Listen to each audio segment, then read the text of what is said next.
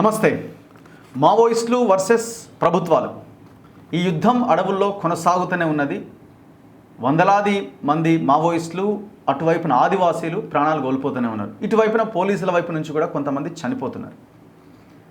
So operation Kagar పేరుతో జరుగుతున్న ఈ విధ్వంసం, ఈ యుద్ధం ఎటువైపుగా వెళ్తున్నది?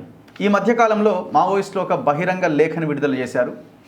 పౌర సమాజం సూచన మేరకి మేము కాల్పుల విరమణ ఒప్పందాన్ని ముందుకు తీసుకెళ్ళాలి అనుకుంటున్నాం, ఈ సీజ్ ఫైర్ని పాటించాలి, సో దీనికి ప్రభుత్వాలు ముందుకు రావాల్సిన అవసరం ఉందని వాళ్ళ ఒక బహిరంగ లేఖని విడుదల చేశారు. సో దీనికి కేంద్ర ప్రభుత్వం నుంచి నో రెస్పాన్స్. ఇప్పటికే అమిత్ షా కానీ కేంద్రం ప్రకటించింది ఏంటంటే 2026 కల్లా మావోయిస్టులని లేకుండా చేస్తామని. సో అందులో భాగంగానే వాళ్ళు అనుకున్న లక్ష్యం వైపు వాళ్ళు ముందుకెళ్తున్నారు. ఇంకొక వైపు పౌర సమాజం నుంచి, మానవ హక్కులు లేదు ప్రజా సంఘాలు ఇట్లాంటి నాయకుల నుంచి, మేధావుల నుంచి కాల్పుల విరమణ ఒప్పందాన్ని పాటించాలి, ఆ ఒప్పందం తయారు చేసుకోవాలి, ఫస్ట్ కాల్పులు లేకుండా చూడాలి అన్నది అందరి ఆలోచనగా కనిపిస్తున్నది. ఎందుకంటే ఇరు పక్షాల లక్ష్యం వల్ల ఆదివాసీలు నష్టపోతున్నారు, వాళ్ళు ప్రాణాలు కోల్పోతున్నారు. సో మరి అడవుల్లో ఉండాల్సిన ఆదివాసీలు, అడవులను కాపాడుతూ ఉన్న ఆదివాసీలు ప్రాణాలు కోల్పోతుంటే మరి దేశంలో ఉన్న అందరూ మాట్లాడాల్సిన అవసరం ఉంది కదా. ప్రభుత్వాలు కూడా ఆ రకంగా వాళ్ళకి ఇబ్బంది కలగకుండా చూడాల్సిన బాధ్యత వాళ్ళ మీద కూడా ఉంది కదా. పైగా ఈ కాల్పుల వల్ల ప్రాణాలు కోల్పోతున్నది వాళ్ళే. సో ఈ మధ్యకాలంలో మనకి సోషల్ మీడియాలో కానీ రకరకాల సర్కిల్స్ నుంచి వస్తున్న సమాచారం ప్రకారంగా ఎంత భారీ మొత్తంలో ఈ అడవుల్లో ఆయా జిల్లాల్లో, ముఖ్యంగా ఛత్తీస్గఢ్ రాష్ట్రంలో ఆయా జిల్లాల్లో కూంబింగ్ పేరుతో ఒక్కొక్క క్యాంపులో ఎంతెంతమంది పోలీసులను పెట్టారు, జవాన్లను పెట్టారన్న డేటా ఒకటి మనకి చక్కర్లు కొడతా ఉన్నది. ఒకసారి చూడండి మీరు, క్యాంపు పేరు, బ్లాక్, మొత్తం ఎంతమంది పోలీసులు ఉన్నారన్న డేటా ఇది. ఏప్రిల్ 2025 బీజాపూర్ జిల్లాలోని సాయుధ బలగాల క్యాంపుల వివరాలు. బీజాపూర్ గ్రామంలో police line, CRPF, DRG, STF Bijapur బ్లాక్లో దాదాపు ఒక క్యాంపులో 1500 మంది ఉన్నారు పోలీసులు. సో ఇట్లా ఊసూరు బ్లాక్లో 500 మంది,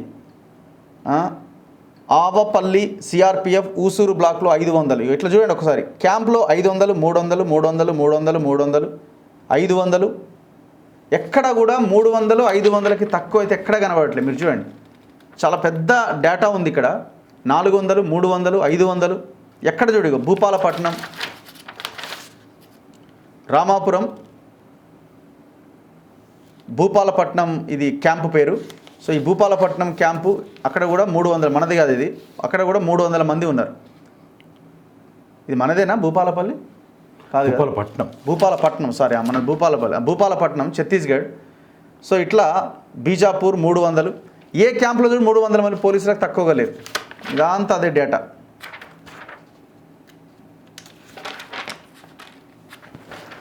కొంత పోలీస్ స్టేషన్స్లోకి వచ్చేసరికి ఇక్కడ కొంత తక్కువగా ఉన్నారు. పోలీస్ స్టేషన్ పేరు అక్కడ ఒక 35 మంది చొప్పున కనిపిస్తూ ఉన్నారు. ఆల్ పోలీస్ స్టేషన్స్లో, బస్తర్ జిల్లాలో ఉన్న పోలీస్ స్టేషన్స్. ఏ క్యాంప్లో చూడు 300 మంది నుంచి 500, 1500 మంది బలగాలను పెట్టారు. సో ఈ వార్త కూడా హైలైట్ అవుతూ ఉన్నది. ఆపరేషన్ కగార్ పేరుతో విచ్చలవిడిగా పోలీసులకు అధికారం ఇచ్చి ప్రజల మీదకి పంపిస్తూ ఉన్నారు.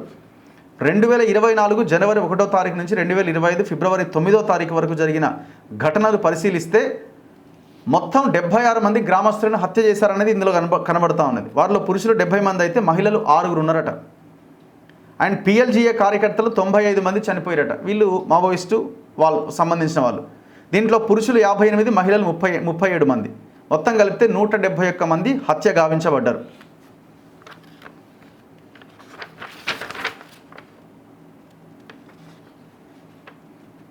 సో ఒకసారి నా ముందు గాద ఎన్నయ్య గారు ఉన్నారు. ఈ కాల్పుల విరమణకు సంబంధించి సో వాళ్ళు కూడా రిక్వెస్ట్ చేస్తున్నారు, ప్రభుత్వాలను డిమాండ్ చేస్తున్నారు, ఈ కాల్పుల విరమణ పాటించాల్సిన అవసరం ఉంది అని. నమస్తే. నమస్తే. యా, సో మీరు ఎట్లా చూస్తున్నారు? ఒకవైపున కేంద్రం అంటుంది 2026 కల్లా లేరు, ఖతం చేసేస్తాం, అంతం చేసేస్తామని. ఇంకొక వైపున వీళ్ళు అంటున్నారు కాల్పుల విరమణ ఒప్పందాన్ని మనం ముందుకు తీసుకెళ్లే ప్రయత్నం చేద్దాం, ఎవరి జాగాలో వాళ్ళు ఉందాము, ఫస్ట్ అయితే ఆదివాసీలను కాపాడుకుందాం అన్నది వీళ్ళ ఆలోచనగా కనబడుతున్నది. అసలు ఆదివాసీలను ఆగం చేస్తున్నదే మావోయిస్టులు దాన్ని పోలీసులు, ప్రభుత్వాలు చెప్తూ వస్తున్నాయి. ఎట్లా ఇది ఏ రకంగా ముందుకెళ్తే సమాజానికి ముఖ్యంగా అడవిని ఆదివాసులను కాపాడుకున్న వాళ్ళం అవుతాం. అంటే మేము భారత్ బచావ్ కావచ్చు, పౌరులుగా కావచ్చు, మేమేమంటున్నామంటే మేము ఇద్దరికి చెప్తున్నాం, ఒక్కరికే కాదు, కేంద్ర రాష్ట్ర ప్రభుత్వాలకే కాదు, మావోయిస్ట్ పార్టీ కూడా చెప్తున్నాం. మీరు ఆ ఛత్తీస్గఢ్ దండకారణ్య ప్రాంతం ఏదైతే వాళ్ళు చెప్తున్నటువంటి ఆ 5-6 జిల్లాల ప్రాంతం ఏదైతే ఉందో, ఆ బీజాపూర్ కావచ్చు, దంతెవాడ కావచ్చు, సుక్మా కావచ్చు, బస్తర్ కావచ్చు, కాంకేర్ కావచ్చు, నారాయణపూర్ కావచ్చు, ఇట్లా ఈ జిల్లాలో ఏదైతే ఇవాళ ప్రజలు కంటికి నిద్ర లేకుండా అయిపోయారు, పంటి కింద మెతుకు లేకుండా అయిపోయింది, ఒక భయంకరమైనటువంటి పరిస్థితిలో ఉన్నారు. అసలు వాళ్ళు ఎంత అంటే వాళ్ళు అరణ్య రోదన అయిపోయింది. వాళ్ళు మేము ఆకలినైనా భరించినాం, ఆకలిని తట్టుకున్నాం, కానీ ఇవాళ మా మానాన్ని మేము కాపాడుకోలేకపోతున్నాము, మేము మనిషిగా బతకలేకపోతున్నాము అని వాళ్ళు మాట్లాడే ఆ మాటలు అక్కడ స్థానిక మీడియా వాళ్ళు ఏదైతే దాన్ని టెలికాస్ట్ చేస్తూ ఉంటే బయట ఉన్నటువంటి సమాజం అంతా కూడా నివ్వెరబోతున్నది. అరే వాళ్ళు ఆదివాసీలు, మూగజీవులు, ఈ దేశ సంపదను కాపాడిన వాళ్ళు, మరి అటువంటి ఆ ప్రజలు ఇవాళ వాళ్ళు మమ్మల్ని బతికించుకోండి, మేము చచ్చిపోతున్నాము, మమ్మల్ని చంపుతున్నారని వాళ్ళు అంటుంటే, మరి భారత సమాజము పౌరులుగా ఈ భరతమాత బిడ్డల్ని కాపాడుకుందామా వద్దా? ఇది ప్రతి ఒక్కరి యొక్క ఆవేదన, ఇది ప్రతి ఒక్కరి మెదళ్ళలో మెదులుతున్నటువంటి ప్రశ్న ఇది. అందులో భాగంగా మేమందరం కూడా మేము పదే మావోయిస్ట్ పార్టీ కూడా మేము డిమాండ్ చేస్తున్నాం, మీరు యుద్ధంలోకి పోయిండ్రు, మీరు త్యాగాలు చేయడానికి పోయిండ్రు, మీరు ఎంత గొప్ప త్యాగాలకని మీరు సిద్ధంగా ఉన్నారు.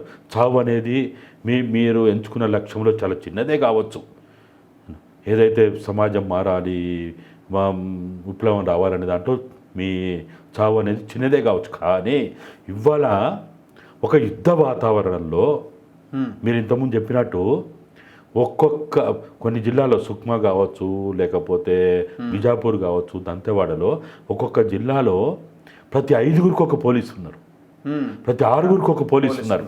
అంటే ఒక 6 పౌరులకి ఒక పోలీస్. అంటే పౌరులు అంటే పెద్దోళ్ళే కాదు, వాడు జన్మనాభం మొదలైందంటే వాడు జనాభా లెక్కలోకి వస్తాడు. పిల్లలు కావచ్చు, పెద్దోళ్ళు కావచ్చు, మహిళలు కావచ్చు, వృద్ధులు కావచ్చు, ప్రతి 5గురికి ఒక పోలీస్ అంటే అసలు మనం ఊహించగలుగుతామా? మరి ఇంత భయానకమైన పరిస్థితులలో ఇవాళ ఆదివాసీలు అడవిని నమ్ముకొని బతికేటోళ్ళు, వాళ్ళు అడవి మీద ఆధారపడి బతికేటోళ్ళు, వాళ్ళు మరి అడవిలోకి పోకపోతే, అడవి సంపద మీద ఆధారపడకపోతే వాళ్ళు బతకలేరు. వాళ్ళు ఇళ్ళలో కూర్చుంటే బతకగలుగుతారా? మరి మన లెక్క నెలకి, 2 నెలలకి, 6 నెలలకి సరిపోయే కాసం లేదు కదా. అసలు ఒక రకంగా చెప్పాలంటే వాళ్ళు ఆ ప్రాంత ప్రజలు చెప్తున్నారు, గతంలో వచ్చిన 1920 వచ్చిన కరోనా వైరస్ కంటే, ఆ కాలంలో కంటే ఇవాళ భయంకరమైన పరిస్థితిలో ఉన్నారట ఆదివాసీలు. వాళ్ళకు వచ్చిన అంటే ఎట్లా తీసుకెళ్ళి గాలి చేస్తున్నారా, లేకపోతే వాళ్ళని బందీలుగా చేస్తున్నారు? ఇప్పుడు అందులో ఉన్న మ్యాటర్ ఏం రాశారంటే వీళ్ళు ఇందులో కనబడుతున్నది ఏంటి, కగార్ ఆపరేషన్లో పోలీసులకు విచ్చలవిడి అధికారాలు ఇచ్చి ప్రజల మీదకి పంపిస్తున్నారు. ప్రతిరోజు ఏదో ఒక గ్రామం మీద దాడి చేయడం, గ్రామస్తులను సామూహికంగా జంతువులను పట్టుకున్నట్టుగా ఒక దగ్గరకు చేర్చి వారిలో నుంచి యువకులను పట్టుకొని తీసుకెళ్లి క్యాంపుల్లో పెట్టుకుంటున్నారట. ఈ విషయాన్ని బస్తర్ రేంజ్ ఐజీ పత్తిలింగం సుందర్రాజు కూడా స్వయంగా ఒప్పుకున్నాడు. రోజుల తరబడి యువకులను క్యాంపుల్లో బంధించి కొంతమందిని బలవంతంగా తమకు అనుకూలంగా మార్చుకోవడం, సరెండర్స్ చూయించడం, మరికొంతమందిని జైళ్లకు పంపించడం చేస్తున్నారు. ఈ విధమైన చర్యల వల్ల గ్రామాలన్నీ ఖాళీ అవుతున్నాయి. కొన్ని గ్రామాల ప్రజలు పోలీసుల దౌర్జన్యాలు తట్టుకోలేక తెలంగాణకు వలసబోతున్నారట. బూటకప్ ఎన్కౌంటర్లు, గ్రామాల మీద దాడులు, మహిళల మీద అత్యాచారాలు, యువకులను క్యాంపుల్లో బంధించడం, గ్రామాలపై దాడి చేసినప్పుడు సామాన్ల విధ్వంసం, పంట పొలాల మీద, అడవుల్లోనూ గ్రామ అంచుల్లోనూ 81mm సెల్స్తో బాంబింగ్, నిరంతరం డ్రోన్ల పహారా వంటి చర్యలతో ఆదివాసీల సహజ జీవనం విచ్ఛిన్నమైపోతోంది. పగలంతా పనిచేసి సాయంత్రం ఇంటికి వచ్చిన తర్వాత రాత్రిపూట ఆటాపాటలతో సాగవలసిన ఆదివాసీ జీవితం వల్లకాడుగా మారిపోతున్నది. ప్రకృతిలో ఆటాపాట సాగించే ఆదివాసీ సంస్కృతి ఛిద్రమైపోతున్నది. ఇదంతా వాస్తవ పరిస్థితేనా? దాంట్లో ఏం అనుమానం లేదు, ఎందుకంటే ఇది వాళ్ళు రాసింది వాళ్ళ రిపోర్ట్ కావచ్చు, కానీ మీడియా, అక్కడున్న మీడియా లేకపోతే అక్కడ పనిచేస్తున్నటువంటి కొంతమంది సోషల్ యాక్టివిస్టులు, కొన్ని ఎన్జిఓలు, లేకపోతే కొంత అక్కడ ఉన్నటువంటి రాజకీయ పార్టీల వాళ్ళు కూడా చెప్పే ప్రకారం చూస్తే అసలు గూడాలు ఖాళీ అయిపోతున్నాయట. అంటే ఉండట్లేదు జనం. ఇప్పుడు మీరు చూపించినట్టు ఇందాక స్టాటిస్టిక్స్ గారు ఒక్కొక్క జిల్లాలో 100-150 క్యాంపులు అంటే అసలు ఆ క్యాంపుల చుట్టుపక్కల వాళ్ళు ఉండగలుగుతారు అసలు? ఎంత భయానకమైన పరిస్థితి ఉంటుంది. ఈ అడుగు తీసి అడిగేస్తే పోలీసే కనిపిస్తుంది. అంతే కదా ఇక వాళ్ళు అసలు నాకు తెలిసినంత వరకు దాదాపు ఒక 40-50 ఏళ్ళ క్రితం వరకు ఇంకొక భయం కూడా ఉంటుంది కదా, మనం అడవి లోపలికి వెళ్తే మళ్ళీ మనల్ని మావోయిస్టులు అనుకుంటే మనల్ని ఏమైనా కాల్ చేస్తారేమన్న భయం కూడా ఉంటుంది కదా. ఉంటుంది. నువ్వు ఎడిపోయి వస్తున్నావు, ఎవరికి అన్నం ఇచ్చి వస్తున్నావు, ఎవరికి ఏది ఇచ్చి వస్తున్నావు, ఒక్కనివే ఎందుకు పోయినావు, ఎక్కడికి పోయినావు, నువ్వెవరిని కలిసి వస్తున్నావు అని వేధింపు. వారు నిజంగా పాపం వాళ్ళు బతకడానికి వాళ్ళు అడవిలోకి పోతారు, కట్టె కోసము లేకపోతే ఇంకా వేరే అడవి సంపద కోసమో వేటకో ఏది కాకపోతే ఏదో కొన్ని రకాల పక్షులు జంతువులను కొట్టుకొచ్చుకొని వాళ్ళు వాళ్ళ బతుకు తెరువు కోసం చేస్తుంటారు. కానీ ఇవాళ వాళ్ళకి అసలు జీవనమే లేకుండా అయిపోయింది. ఈవెన్ మన తెలంగాణ ప్రాంతానికి చెందిన పోలీస్ ఆఫీసర్లు కూడా చెప్తా ఉన్నారు, అసలు అంటే వాళ్ళు కూడా మనుషులే కదా, డ్రెస్ వేసుకున్నప్పుడు ఏమో కానీ సాధారణ పరిస్థితుల్లో మనుషులే కాబట్టి వాళ్ళు కూడా ఇవన్నీ వింటూ ఉంటే, అక్కడి నుంచి వచ్చిన వాళ్ళు చెప్తూ ఉంటే, లేకపోతే అక్కడ పరిస్థితులు వాళ్ళు కూడా ఏదో రకంగా తెలుసుకున్నప్పుడు చాలా భయానకంగా ఉందని వాళ్ళు కూడా మాలాంటి వాళ్ళు, అరే మీరు ఏదైనా చేసి కాల్పుల విరమణకి ప్రయత్నాలు చేయండి, కాల్పుల విరమణ చేస్తే ప్రజలు బతుకుతారు, ప్రజల్ని బతికించండి మొదలు. సరే ఇప్పుడు వాళ్ళు 6 రాష్ట్రాల్లో కాల్పుల విరమణ మేము పాటిస్తామని అన్నారు. ఏది? ఒరిస్సా, తెలంగాణ, ఛత్తీస్గఢ్, మహారాష్ట్ర, మధ్యప్రదేశ్, జార్ఖండ్ ఈ 6 రాష్ట్రాల్లో మేము కాల్పుల విరమణ పాటిస్తాము. మేము ప్రజలకి జరిగే నష్టాన్ని మేము నివారించడానికి పౌర సమాజం కావచ్చు, లేకపోతే ఇంకా అనేక మంది చెప్పడం వల్ల మీడియా వాళ్ళు, ఇప్పుడు మీలాంటి వాళ్ళు కూడా అప్పుడప్పుడు మాట్లాడుతూ ఉన్నారు కదా, మీరు ఆలోచించండి, పునరాలోచించండి, ప్రజలకు జరిగే నష్టాల నివారణకు ప్రయత్నాలు చేయండి అన్నాడు. ఇట్లా అనేక మంది మాట్లాడడం వల్ల వాళ్ళ ఆలోచన మార్చుకొని వాళ్ళు కూడా ఓ ప్రకటన చేసిండ్రు. ఇప్పుడు వాళ్ళు అందరమైన అడిగేది ఏంది? కాల్పుల విరమణ పాటించండి. ఈ కాల్పుల విరమణ పాటిస్తే యుద్ధ వాతావరణం లేకుండా ఉంటుంది, ప్రజలకు కొంత శాంతి ఉంటుంది, ప్రజలకు కొంత అక్కడ ప్రజాస్వామ్య వాతావరణం ఏర్పడుతుంది, వాళ్ళు బతకడానికి అవకాశాలు ఉంటాయి. ఇప్పుడు ఎంతో కొంత పంట వచ్చే కాలం, లేకపోతే అటవీ సంపద వచ్చే కాలం ఇది. ఎండాకాలమే వాళ్ళు సుమారు 4-5 నెలలకు సరిపోయే గాసము ఆ సంపద ఇప్పుడే ఉంటుంది. ఈ ఎండాకాలమే వాళ్ళు పని చేసుకొని వాళ్ళు మళ్ళీ ఒక 4-5 నెలలకి కావాల్సిన ఆ సంపాదన పెట్టుకొని కూర్చుంటారు. మరి ఇప్పుడు ఈ ఎండాకాలంలో పరిస్థితి ఇట్లా ఉంటే మరి వాళ్ళు బతికెట్లా? కాబట్టి భారత రాజ్యాంగం చెప్తున్న ప్రకారమైన, చట్టాలు చెప్తున్న ప్రకారమైన కాల్పుల విరమణ పాటించడం అనేది 1950 నుంచి కూడా, అంటే భారతదేశం 47 స్వాతంత్రం తదనంతరం నుంచి కూడా కాల్పుల విరమణ ఈ దేశంలో కొన్ని 100 సార్లు అనేక రాష్ట్రాల్లో పాటించారు. ఇక్కడ ఈక్వేషన్ ఏంటంటే, ఇప్పుడు కాల్పుల విరమణ పాటిస్తారా లేదా అన్నది పక్కన పెడితే గవర్నమెంట్ లక్ష్యం వేరే ఉంది కదా ముందు నుంచి. గవర్నమెంట్ లక్ష్యం అడవి సంపద, ఇది ఈ అంశం పెద్ద ఎత్తున చర్చకు దారితీస్తున్నది కదా. కార్పొరేట్లు, వ్యవస్థ, మైనింగ్, లేకపోతే ఇంకొకటి ఈ లక్ష్యం వాళ్ళకు ఉన్నప్పుడు, ఈ టార్గెట్ వాళ్ళకు ఉన్నప్పుడు ఈ కాల్పుల విరమణను, మావోయిస్టులను, ఆదివాసీలను ఈ కన్సర్న్ ఎందుకు ఉండాలి. ఎందుకు ఉండాలంటే వాళ్ళు రాజ్యాంగం మీద ప్రమాణం చేసి రాజ్యాంగబద్ధమైన పాలన చేస్తున్నారు కాబట్టి. ఇప్పుడు ఒక రౌడీ, ఒక గుండా, ఒక అంతకుడు, లేకపోతే ఒక దోపిడీదారుడు వారికి ఏ ప్రొసీజర్ ఫాలో కాడు. ఇప్పుడు వానికి ఆకలి దొంగతనం చేయని, లేకపోతే వానికి బుద్ధి దొంగతనం చేయని, లేకపోతే ఇతరుల కోసం పగపీదకు దొంగతనం చేయని, హత్య చేయని, అది వేరే విషయం. కానీ రాజ్యం అట్లా చేయొద్దు కదా. ప్రజాస్వామ్యంలో చట్టాలను నమ్మి, రాజ్యాంగాన్ని నమ్మి పాలన చేసేవాళ్ళు నువ్వు కూడా మరి హంతకుడువా? కాదు కదా. ఇప్పుడు ఒక దోపిడీదారుడు కాదు, నువ్వు ఒక హంతకుడి కాదు. ప్రజల యోగక్షేమాలను కోరి నువ్వు చేయాలి. మేము కూడా ఏమంటున్నామంటే భారత రాజ్యాంగంలో 12 షెడ్యూల్ ఉంటే 5వ షెడ్యూల్ ఆదివాసీల కోసమే ఏర్పాటు చేయబడినటువంటి షెడ్యూల్ అది. ఆదివాసీ దండకారణ్య ప్రాంత ప్రజల యోగక్షేమాల కోసం, సంపద కోసం, ఆ ప్రజల హక్కుల కోసమే 5వ షెడ్యూల్ ఏర్పాటు చేయబడింది. 5వ షెడ్యూల్ ప్రకారము నువ్వనుకున్న ఆదివాసీ ప్రాంతాల్లో ఉన్న సంపద, భూపరితల సంపద కావచ్చు, భూగర్భ ఖనిజ సంపద కావచ్చు, అనేక రకాల సంపద ఏదైతే ఉందో ఉందంటున్నావు కదా, దాన్ని ఏం చేయాలా? 5వ షెడ్యూల్ ప్రకారం పాటిస్తూ, పేసా చట్టం ప్రకారం పాటిస్తూ, 170 చట్టం ప్రకారం పాటిస్తూ ప్రజలను ఒప్పించి మెప్పించి వాళ్ళని భాగస్వాములను చేసి, నువ్వనుకునే అభివృద్ధిలో వాళ్ళని భాగస్వాములను చేస్తే ఎవరికి అభ్యంతరం? రాజ్యాంగం ప్రకారం, చట్టాల ప్రకారము చేస్తే ఎవరు వద్దంటాం? మనం వద్దంటామా? ఎప్పుడైనా వద్దన్నావా? లేదు. అరే నువ్వు ప్రొసీజర్ ఫాలో కమ్మంటున్నాము, చట్టాలను ప్రకారం ఫాలో కమ్మంటున్నాము. నువ్వు నమ్మినా నువ్వు ప్రమాణం చేసిన ఆ రాజ్యాంగం ప్రకారమే నువ్వు అమల్లో పెట్టమని అంటున్నాము.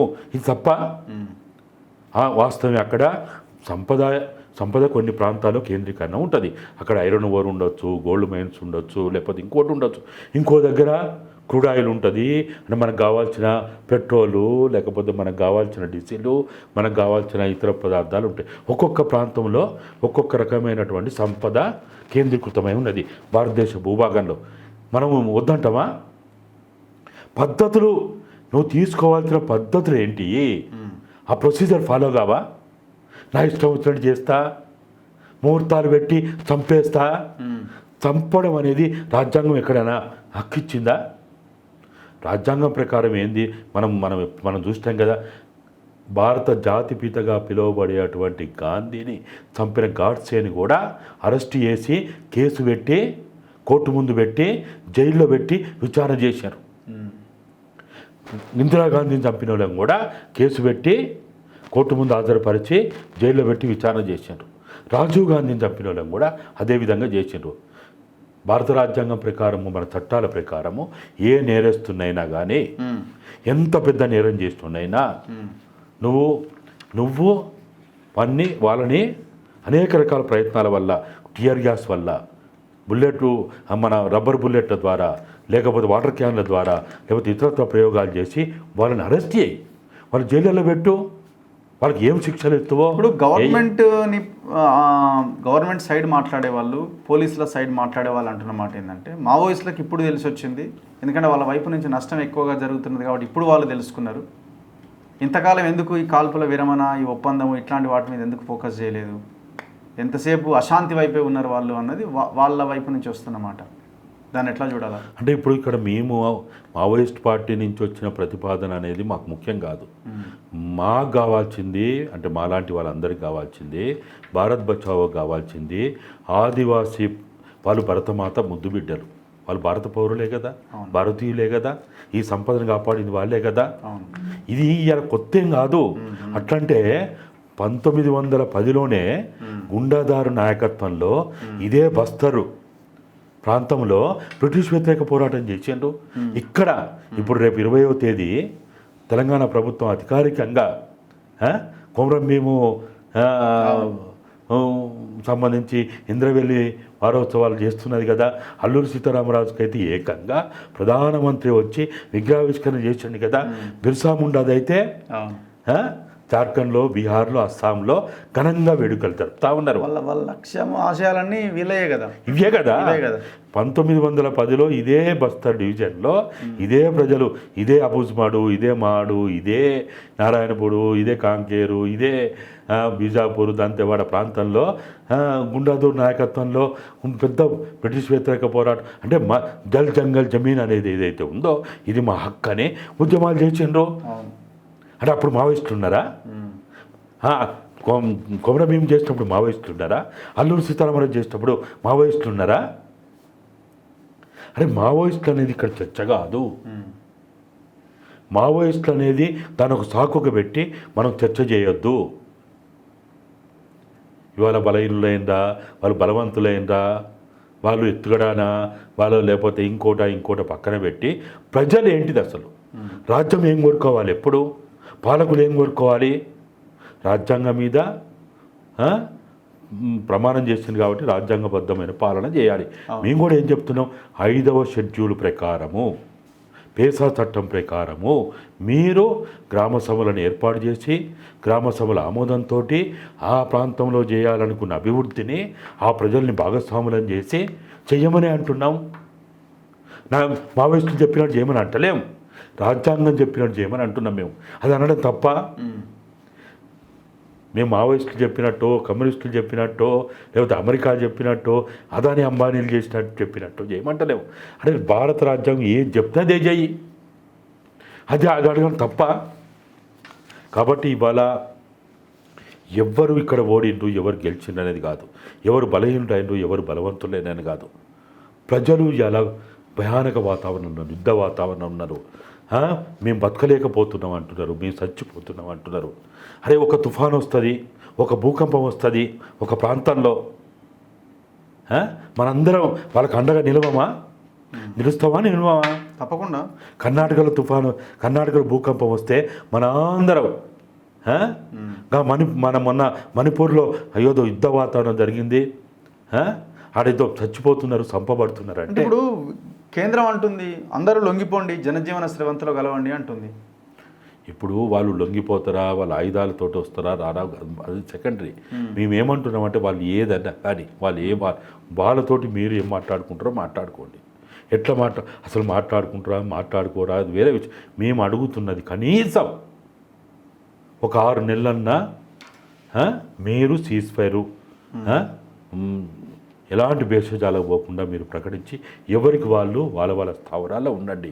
ఉన్న తర్వాత మీలాంటి వాళ్ళు ఇంకా పౌర సమాజము వీళ్ళ మధ్య ఏమైనా చర్చలు చేసే అవకాశం ఉంటే జరపండి. లేదంటే మళ్ళీ తర్వాత అది ఏందో ఇప్పుడు వాళ్ళు ఏమంటున్నారు, మేము ఆదివాసీల అభివృద్ధి కోసమని ప్రభుత్వం అంటున్నది. మావోయిస్టు కూడా మేము ఆదివాసీల అభివృద్ధి కోసమే, వాళ్ళ భద్రత కోసమే, వాళ్ళ న్యాయపరమైన పోరాటాల మీద అండదండగను వాళ్ళు అంటున్నారు. మరి ప్రభుత్వమే ముందుకు ఇప్పుడు మొన్న చూసినాం, మావోయిస్టు పార్టీ ఏదైతే కాల్పుల విరమణ ప్రకటన వచ్చిన తర్వాత 3 రోజులకి ఆ రాష్ట్ర డిప్యూటీ సీఎం 75 సంవత్సరాల్లో ఎప్పుడు ఏ అధికారి, మామూలు ఎమ్మెల్యే పోనటువంటి ప్రాంతానికి ఓ డిప్యూటీ సీఎం పోయిండు, ఆ ప్రజలతో కూర్చున్నాడు, మాట్లాడిండు, చర్చించిండు, వాళ్ళ బాధలు విన్నాడు. అది ఒక మంచి వాతావరణం అవునా కాదా? అది వెల్కమ్ చేద్దామా వద్దా? మేము అంటున్నది కూడా మీరు పోండి, ప్రజల సమస్యలు వినండి, వాళ్ళ కష్టసుఖాలు తెలుసుకోండి, వాళ్ళు ఏమి అడుగుతున్నారో, ఏమి వాళ్ళు కావాలంటున్నారో, ఏ విధంగా వాళ్ళు పాలన కావాలంటున్నారో వాళ్ళు రాజ్యాంగేతరమైన డిమాండ్ పెడితే అది మనం పక్కన పెడదాం. రాజ్యాంగబద్ధమైనటువంటి చట్టబద్ధమైనటువంటి డిమాండ్లని ప్రజలు మేము ముందు పెట్టేప్పుడు మీరు ఆలోచించరా, మీరు చర్చించరా? ఇప్పుడు దాదాపుగా ఒక 15 రోజులు అయినట్టుంది లెటర్ కూడా వచ్చేసి. కానీ ఇంతవరకు గవర్నమెంట్ నుంచి అయితే ఎట్లాంటి ఇది లేదు కదా. సివిల్ సొసైటీ నుంచి మీరేమన్నా అంటే మీలాంటి వాళ్ళు ఏమైనా ప్రభుత్వం దగ్గరికి వెళ్ళి మాట్లాడే అవకాశం ఏమైనా ఉందా? మేము ఖచ్చితంగా మేము ఎక్కడికైనా పోవాలనే ఉన్నాం, ఎవరైనా కలవాలనుకున్నాం. ఎందుకంటే ఇది ఒక మన ప్రజల్ని కాపాడుకోవాలి, మన ఆదివాసులను కాపాడుకోవాలి. ఇప్పుడు అపోజిషన్ పార్టీల మీద ఒత్తిడి తీసుకొస్తే వాళ్ళు రాజకీయంగా దీన్ని ఇంకా ఈ అంశాన్ని ముందుకు తీసుకెళ్లే అవకాశం ఉంటుంది కదా.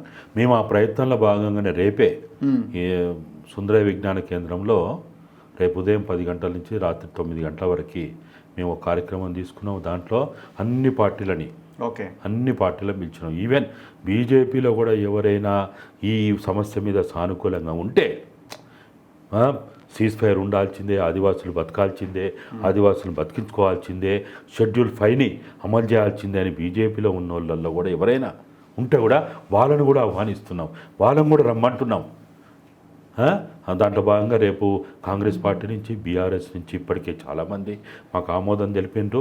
రేపు ఒరిస్సా ప్రస్తుత పిసిసి అధ్యక్షులు భక్త చరణ్ దాస్ గారు రేపు వస్తున్నారు. ఇక్కడి నుంచి కూడా చాలామంది ఎమ్మెల్సీలు పార్టీ నాయకులు వాళ్ళు కూడా రేపు కార్యక్రమాలు పాల్గొనట్లే బీఆర్ఎస్ నుంచి కూడా టీఆర్ఎస్ నుంచి కూడా వినోద్ కుమార్ దాసోత్సవను ఇంకా అనేక మంది ఎవరెవరైతే పార్టీలో ఉన్న వాళ్ళు ఉన్నారో వాళ్ళని కూడా ఆహ్వానించడం వాళ్ళు కూడా రేపు వస్తున్నారు. అట్లనే సిపిఐ సిపిఎం ఎంఎల్ పార్టీలు సంఘాలు అందరినీ కూడా మీరు అన్నట్టు అంతిమంగా ఏ సమస్యకైనా పరిష్కారం రాజకీయ పార్టీల ద్వారా రాజకీయ పార్టీల భాగస్వామ్యం ద్వారానే జరుగుతుంది. మేమేమంటున్నామంటే మన దేశంలో చాలా సుదీర్ఘకాలం జరిగిన బాబ్రీ మసీద్ వివాదం ఉంది. అంతిమంగా అది ఎట్లా పరిష్కారమైంది? చర్చల ద్వారానే కదా. ఇది డైలాగే కదా. అరే మేము కూడా అది అంటున్నాం. ఇష్టం లేదు. ఇప్పుడు చాలామంది చనిపోయిండు, చాలా భయానక వాతావరణం ఏర్పడ్డది. మనం కొన్ని రోజులు నెలలు సంవత్సరాలు దాని మీద అనేక రకాలైనటువంటి వాతావరణం ఏర్పడితే అంతిమంగా చర్చలే కదా పరిష్కారం చేసింది. తెలంగాణ కూడా ఎట్లొచ్చింది? అంతిమంగా శ్రీకృష్ణ కట్టం ఏర్పాటు చేసి చర్చలు చేసి విచారణలు చేసి రిపోర్ట్స్ సబ్మిట్ చేస్తేనే కదా వచ్చింది. మేము కూడా ఏమంటున్నామంటే ఫస్ట్ చర్చలు చేయాలంటే యుద్ధ వాతావరణం ఉండొద్దు, కాల్పుల విరమణ ఉండాలి. కాల్పుల విరమణ లేకుండా ఒకవైపు యుద్ధం నడుస్తుంటే చర్చలు జరుగుతాయా? జరిగే అవకాశం ఉంటుందా?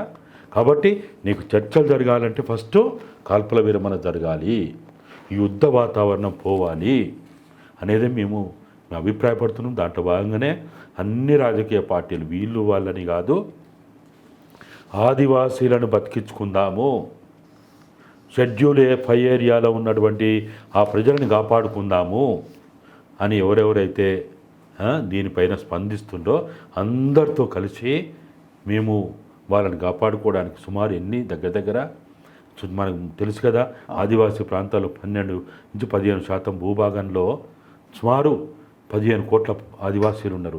మరి వాళ్ళు మీకు తెలుసు, మన రైల్వే ట్రాకులు వేసినప్పుడు ఫస్ట్ ఇప్పుడంటే ఐరన్ ప్లేట్లు పెడుతున్నారు.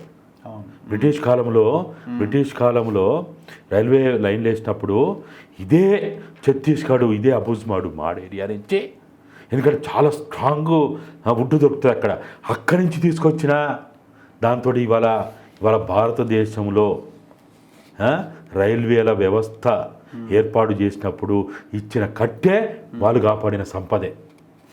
మనం రైళ్లలో తిరుగుతున్నామంటే రైల్వే వ్యవస్థ ఏర్పడిందంటే ఆదివాసులు కాపాడిన ఆ సంపదే. అడవి లేకపోతే పీల్చే గాలి ఎక్కడిది? బతికెక్కడిది? నీళ్ళే వర్షాలు ఎట్లా పడతాయి? ఇంపాసిబుల్ అది. కాబట్టి మనందరం దీంట్లో మీడియా, ముఖ్యంగా మేము మీడియాని కూడా చాలా ప్రాధేయపడుతున్నాము, రిక్వెస్ట్ చేస్తున్నాం. రేపు జరిగే భారత్ బచావో ఆధ్వర్యంలో జరిగే సదస్సుకి మీడియా అందరూ కూడా రావాలని, అక్కడికి మా ఛత్తీస్గఢ్ నుంచి సోని గారు వస్తున్నారు. ఆమె అక్కడ సోషల్ యాక్టివిస్టు. బేలా గారు వస్తున్నారు, వాళ్ళు కూడా అక్కడ యాక్టివిస్టు. వాళ్ళు విషయాలు చెప్తారు కదా. సంపత్ ఎవరైతే మన మాజీ ఎమ్మెల్యే, ఏసీ సెక్రటరీ, ఆయన ఛత్తీస్గఢ్ ఇన్ఛార్జ్, ఆయనకి వాస్తవాలు తెలుసు. వాళ్ళు చెప్తారు కదా.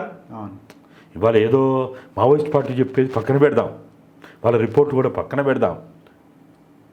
వీళ్ళు కండారా చూస్తున్నారు కదా.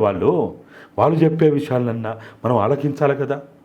అందుకోసం మీడియా వాళ్ళందరూ కూడా అన్ని print media, electronic media, YouTube channel అందరూ కూడా రేపు మీరు అందరు రావాలని మీకు ప్రత్యేకంగా ఆహ్వానం తెలుపుతున్నాం. Anyway, thank you very much. ఖచ్చితంగా ప్రభుత్వం ఆ దిశగా ఆలోచించాల్సిన అవసరం ఉంది. అడవిని, ఆదివాసీలను కాపాడుకోవాల్సిన బాధ్యత భారతదేశ ప్రతి పౌరుడికి ఉన్నది. చూద్దాం రాబోయే రోజుల్లో ఏం జరుగుద్దని. చూస్తూనే ఉండండి మన తొలి వెలుగు.